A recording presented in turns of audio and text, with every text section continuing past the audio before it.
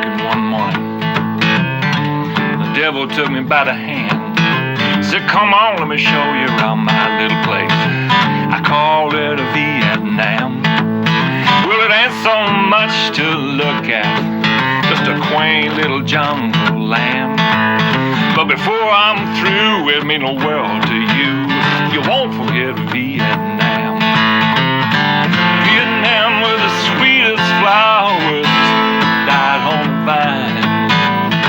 Vietnam, it'll steal your heart, steal your mind.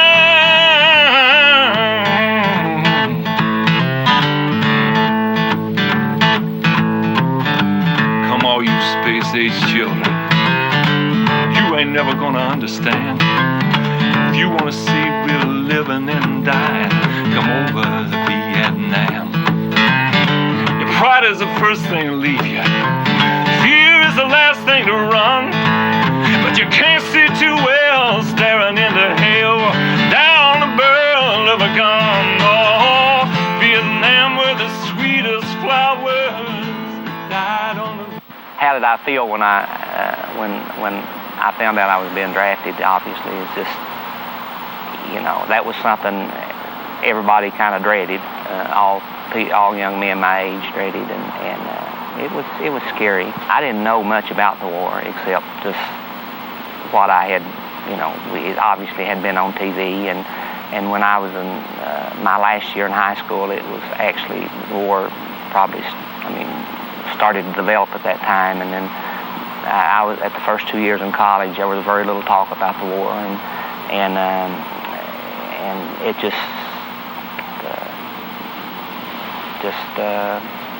not much said. I didn't know a whole lot about it. Didn't know where Southeast Asia was, to be quite honest with you. I mean, I didn't know anything about Vietnam, certainly.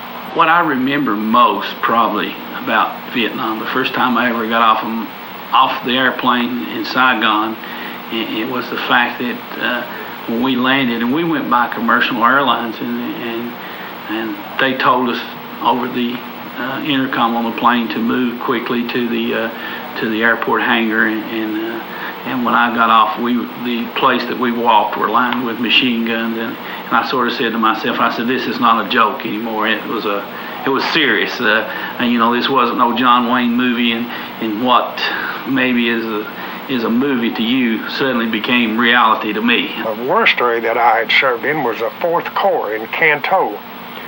That was in 1970. The area down there was nothing but swamps and channels and rivers. They used our boats, and we made our own berm, lived up on the leeches, the humidity, the rain. Your feet never was dry. You were wet all the time. It was real miserable. And they only tried to keep Special Forces unit in that area 6 months at the most. Mostly, you kind of stay alone because you don't want to make friends. And all the older people that was there, had very little to do with a new guy. I mean, if you come in a new guy, nobody talked to you for months. I don't know, you just shun people. You didn't become real good friends. I don't know, it was just like a rule, you didn't get friendly with people, and then when someone's new, you know, they ain't proved themselves. So you don't know where to trust them anymore. I used to go to Saigon and see these young kids come off that plane, and you just look at them, and because I was hardcore, a veteran of 2 wars, and just to think that a 17, 18-year-old kid getting off that airplane and knowing where he was going and what he was faced with, you just felt sorry for him. I did. I just felt like that they was going into a place of destruction, that was no place for them to return. Some of them did. Some of them did. They would bring this kid around and they say, okay, here's John Doe. He's from so-and-so, and he's going to be in your squad. And you say, okay, son, and you try to lead him and try to tell him what's going to happen. And he does. There's no way in his mind, you just can't imagine what it's like to sit in a door of a helicopter going in on a hot LZ and stuff like that. And it makes you feel like maybe you're a little bit responsible for this kid. I'm not saying that I was. And if something happened to you, you know, back in your mind, you're saying, well, I should have told him that. Or he's in my squad, I should have took care of him better than that. And you can't take everybody under your wings. And the least you got to worry about, the better off you are. You just don't want those responsibilities. It's sad.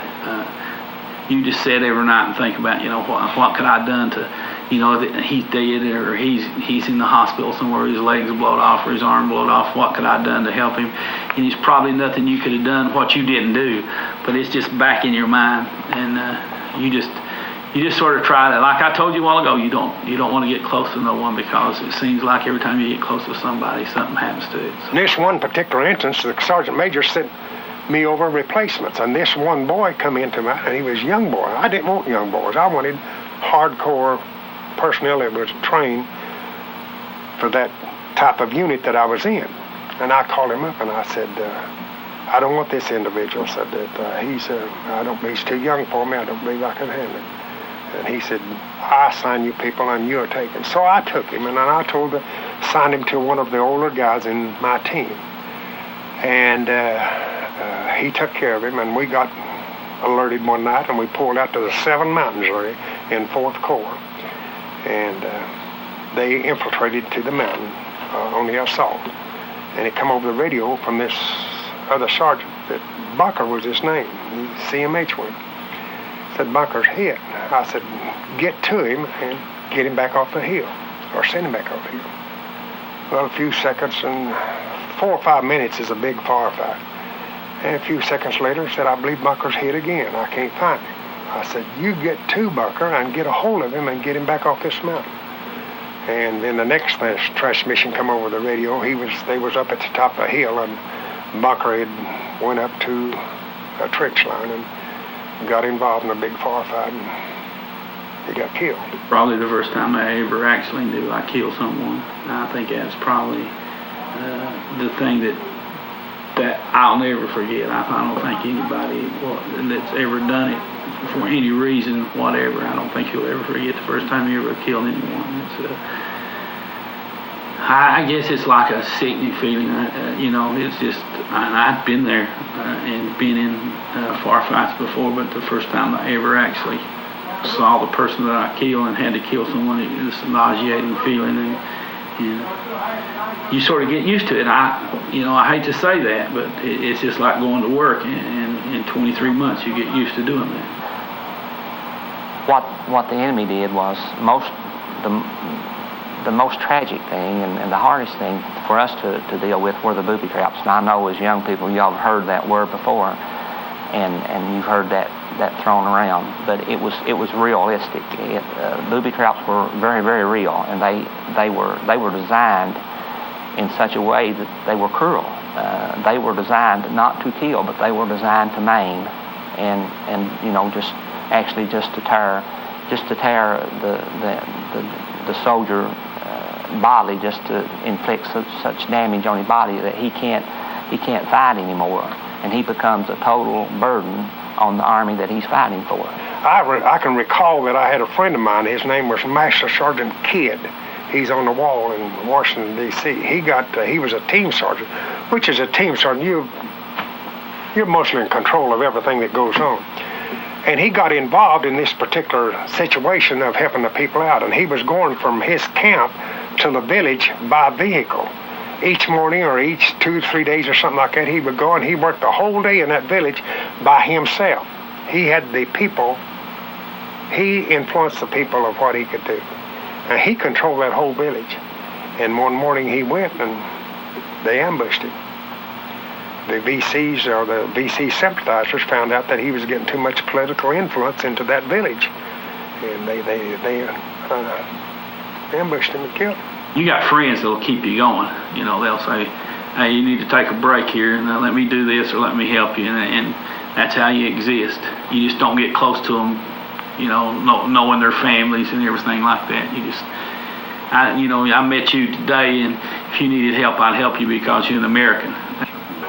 I don't think there's any better soldiers in the world than people that come from the eastern part of the United States.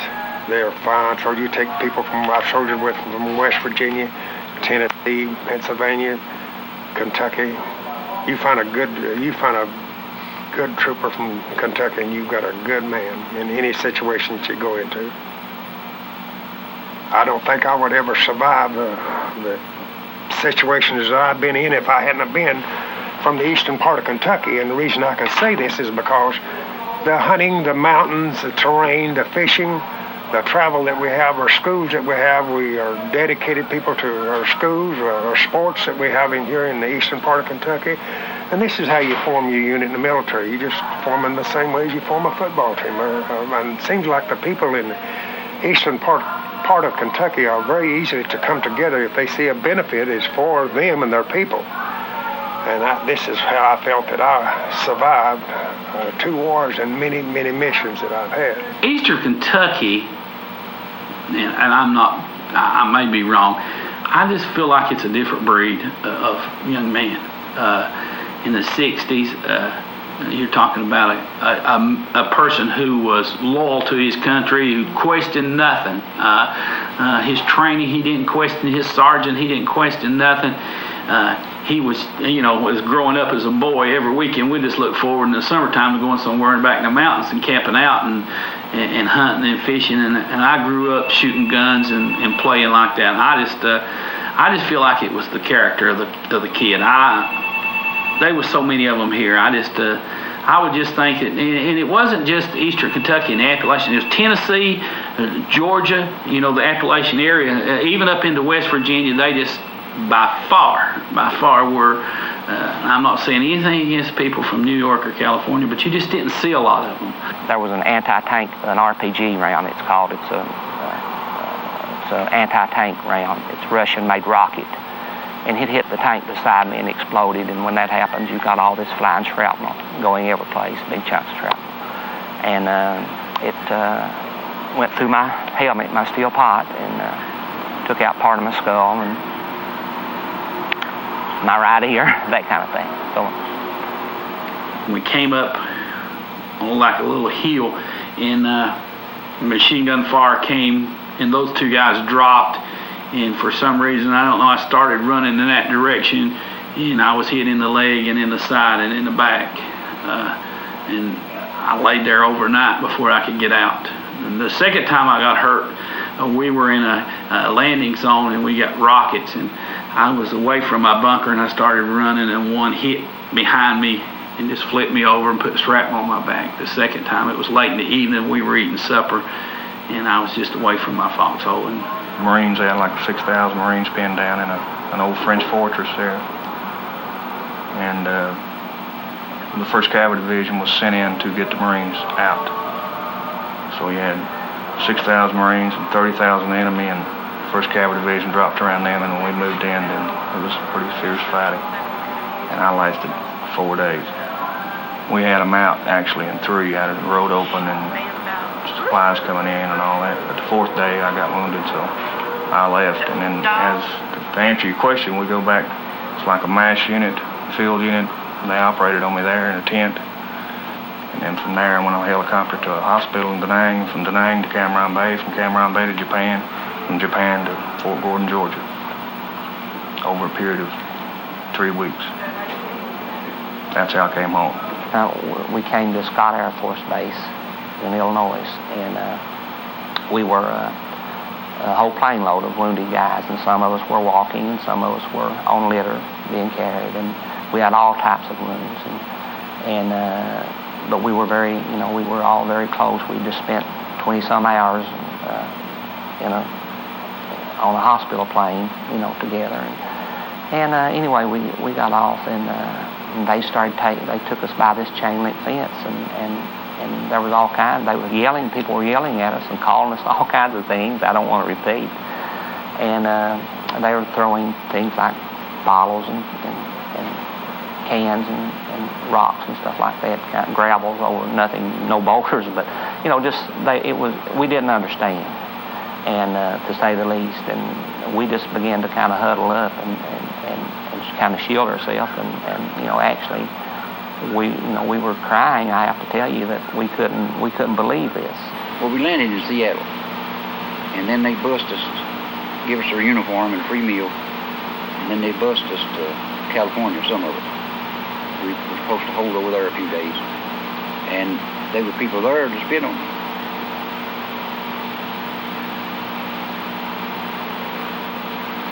That was your weapon home? Yes, it did bother us. It bothered me to see the demonstration. It bothered me when I come back home. I can remember on my fourth trip that I went to Vietnam, I left over here at Bristol at Tri-City Airport, and in 36 hours I was under fire.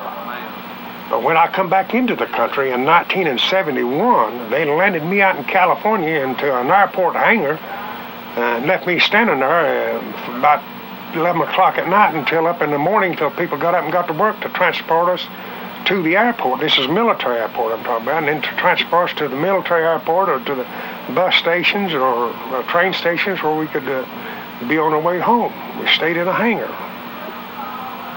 And I didn't feel like that was...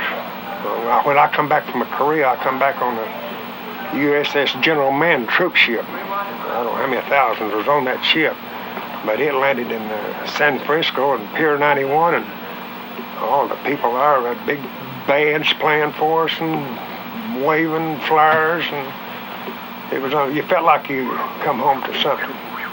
I still have problems with the Vietnam War and coming back home, even though that I'd done my job and done a well job of it. I don't feel good about it today. When I came back home to Appalachia, in Appalachia we don't treat our people that way, and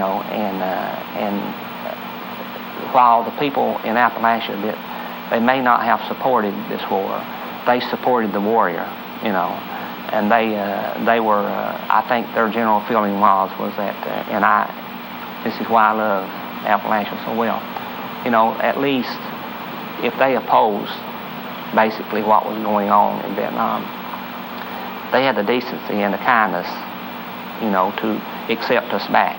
Yeah, the people in this town, they were appreciative. I got home and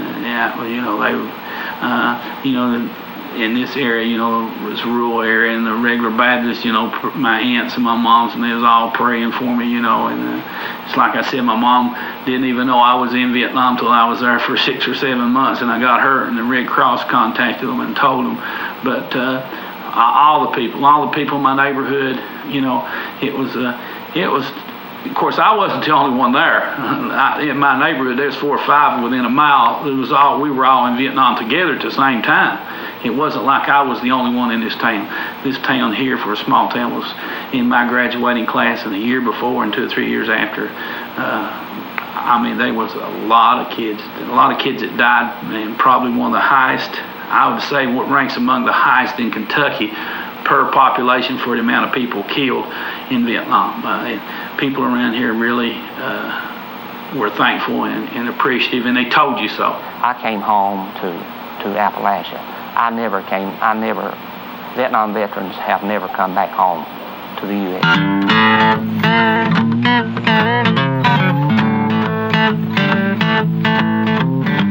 I went walking one morning. The devil took me by the hand. Said, come on, let me show you around my little place. I called it a Vietnam. Well, it ain't so much to look at, just a quaint little jungle land. But before I'm through, it mean the world to you. You won't forget Vietnam. Vietnam was the sweetest flowers died on the vine. Vietnam, it'll steal your heart, steal your mind.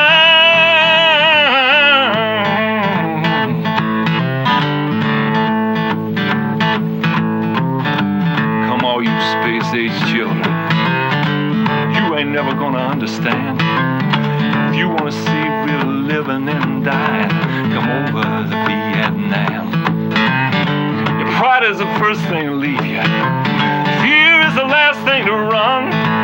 But you can't see too well staring into hell down the barrel of a gun. Oh, Vietnam, where the sweetest flowers died on the vine. Vietnam, it'll steal your heart, steal your mind. Oh, mama,